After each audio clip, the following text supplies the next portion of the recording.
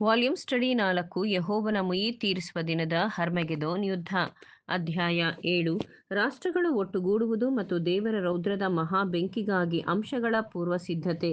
ಪುಟ 218. ಬಹುಪಾಲು ಜನರು ಅಸಮಂಜಸವಾದವರು ಮತ್ತು ಪ್ರಬಲರಾದವರಿಗೆ ಮಾತ್ರ ಅಧೀನರಾಗುವವರು. ಯಾರು ಹೆಚ್ಚು ಅಜ್ಞಾನಿಗಳಾಗಿರುವವರ ಹುಚ್ಚಾಟಿಕೆಗೆ, ದುರುದ್ದೇಶಕ್ಕೆ ಉತ್ತೇಜನ ನೀಡುವ, ಆರಾಮವಾಗಿ ಹಣ ನೀಡುವ ನಾಯಕರಾಗಿರುವುದಕ್ಕೋಸ್ಕರ.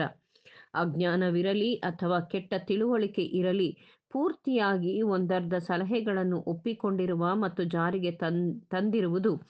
ಯಾರಿಗಾಗಿ ಅದು ಪ್ರಯೋಜನವಾಗುತ್ತದೆಂದು ರಚಿಸಿರುವರೋ ಅದು ಕೆಟ್ಟದ್ದಾಗಿತ್ತೆಂದು, ಅಜ್ಞಾನದ್ದೆಂದು, ಅನಾನುಕೂಲಕರವಾದದ್ದೆಂದು ರುಜುವಾತಾಗಿದೆ.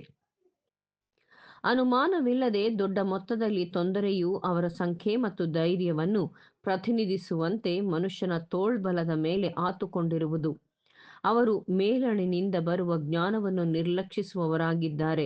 ಅದು ಮೊದಲು ಪರಿಶುದ್ಧವಾದದ್ದು, ಆಮೇಲೆ ಸಮಾಧಾನಕರವಾದದ್ದು, ವಿನಯವುಳ್ಳದ್ದು, ಸಂತೋಷವಾಗಿ ಒಪ್ಪಿಕೊಳ್ಳುವಂಥದ್ದು, ಕರುಣೆ ಮುಂತಾದ ಒಳ್ಳೆ ಫಲಗಳಿಂದ ತುಂಬಿರುವಂಥದ್ದೂ ಆಗಿದೆ.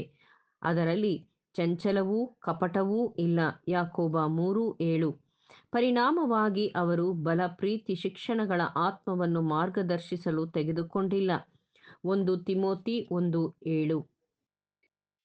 ಅವರು ಯೂನಿಯನ್ಗಳು, ಬಹಿಷ್ಕಾರ ಮುಂತಾದ ಕೆಲವು ವಿಭಾಗಗಳಲ್ಲಿ ದುಡಿಮೆ ವೇತನವನ್ನು ಇತರ ಕೆಲಸಕ್ಕೆ ಸಿಗುವ ವೇತನಕ್ಕಿಂತಲೂ 2ರಷ್ಟು ಅಥವಾ 3ರಷ್ಟು ನೀಡುತ್ತವೆ ಎಂದು ಭ್ರಮಿಸುತ್ತಾರೆ. ಹೊಸ ಯಾಂತ್ರಿಕ ಪರಿಸ್ಥಿತಿಗಳಲ್ಲಿ ಒಂದು ಕಸುಬನ್ನು ಕಲಿಯುವುದು ಹಿಂದಿನಂತೆ ವರ್ಷಗಳ ಅವಧಿ ಬೇಕಿಲ್ಲ ಎಂಬುದನ್ನು ಗಮನಿಸಲು ಅವರು ವಿಫಲರಾಗಿರುವರು. ಹಿಂದೆ ಕೆಲವರು ಮಾತ್ರವೇ ಅರ್ಥ ಮಾಡಿಕೊಳ್ಳುತ್ತಿದ್ದುದನ್ನು ಈಗ ಸಾಮಾನ್ಯ ಶಾಲೆ ಮತ್ತು ಸಮಾಚಾರ ಪತ್ರಿಕೆಗಳ ಮೂಲಕ ಸಾವಿರಾರು ಜನರು ಶೀಘ್ರವಾಗಿ ಕಲಿತುಕೊಳ್ಳಬಹುದು. ಕೆಲಸಗಾರರ ಅಧಿಕ ಪೂರೈಕೆಯಿಂದಾಗಿ ಉದ್ಯಮ ಅಥವಾ ವ್ಯಾಪಾರದಲ್ಲಿ ಬೆಲೆಗಳನ್ನು ಮುರಿದು ಬೀಳಿಸುತ್ತಿದೆ.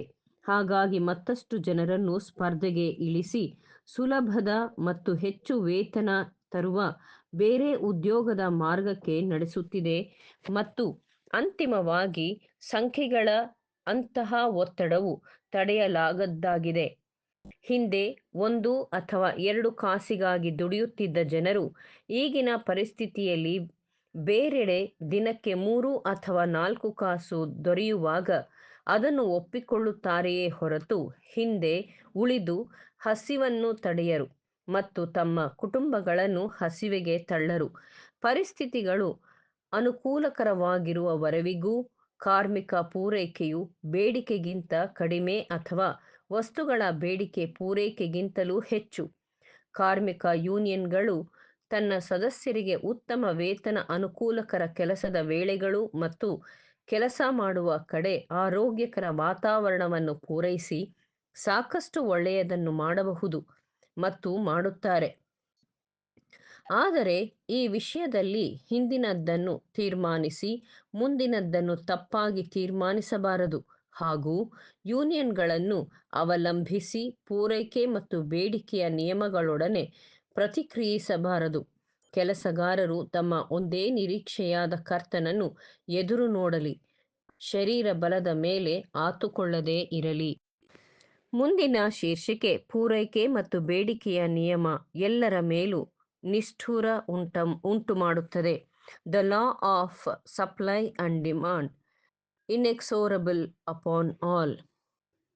ಪ್ರಸ್ತುತವಿರುವ ವ್ಯಾಪಾರದ ಮೂಲವು ಚಿಕ್ಕದಿರಲಿ ಮತ್ತು ದೊಡ್ಡದಿರಲಿ, ಬಡವನಿರಲಿ ಮತ್ತು ಬಲ್ಲಿದನಿರಲಿ, ನಾವು ನೋಡುವಂತೆ ಪ್ರೀತಿ ಇಲ್ಲದ್ದು, ತುಳಿಯುವಂಥದ್ದು, ಸ್ವಾರ್ಥತೆಯುಳ್ಳದ್ದು. ತಯಾರಾದ ವಸ್ತುಗಳನ್ನು ತಮಗೆ ಎಷ್ಟು ಸಾಧ್ಯವೋ ಅಷ್ಟು ಹೆಚ್ಚಾದ ಬೆಲೆಗೆ ಮಾರುತ್ತಾರೆ ತಯಾರಕರು ಮತ್ತು ವರ್ತಕರು. ಅವರು ಸಾರ್ವಜನಿಕರು ತಮಗೆ ಎಷ್ಟು ಸಾಧ್ಯವೋ ಅಷ್ಟು ಕಡಿಮೆ ಬೆಲೆಗೆ ನಿರುಪಾಯರಾಗಿ ಕೊಂಡುಕೊಳ್ಳುತ್ತಾರೆ. ಅದರ ವಾಸ್ತವ ಮೌಲ್ಯ ಎಷ್ಟೆಂಬುದನ್ನು ಸ್ವಾರ್ಥದ ಕಡೆಯಿಂದಲೇ ಪರಿಗಣಿಸಲು ಸಾಧ್ಯವೇ ಇಲ್ಲ. ಧಾನ್ಯಗಳು ಮತ್ತು ಕೃಷಿ ಬೆಳೆಯನ್ನು ರೈತನು ಎಷ್ಟು ಸಾಧ್ಯವೋ ಅಷ್ಟು ಹೆಚ್ಚಾದ ಬೆಲೆಗೆ ಮಾರುತ್ತಾನೆ ಮತ್ತು ಗ್ರಾಹಕನು ಎಷ್ಟು ಸಾಧ್ಯವೋ ಅಷ್ಟು ಕಡಿಮೆಗೆ ಅಷ್ಟು ಕಡಿಮೆ ಬೆಲೆಗೆ ಕೊಳ್ಳುತ್ತಾನೆ.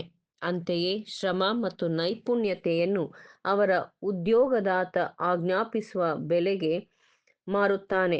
ರೈತನು, ವರ್ತಕನು ಮತ್ತು ಉತ್ಪಾದಕನು, ಬಳಕೆದಾರನು ಅದನ್ನು ಅವರ ಅವಶ್ಯಕತೆಗನುಸಾರವಾಗಿ ಎಷ್ಟು ಸಾಧ್ಯವೋ ಅಷ್ಟು ಕಡಿಮೆ ಬೆಲೆಗೆ ನಿರುಪಾಯರಾಗಿ ಕೊಳ್ಳುತ್ತಾನೆ ಅಥವಾ ಮಾರುತ್ತಾನೆ.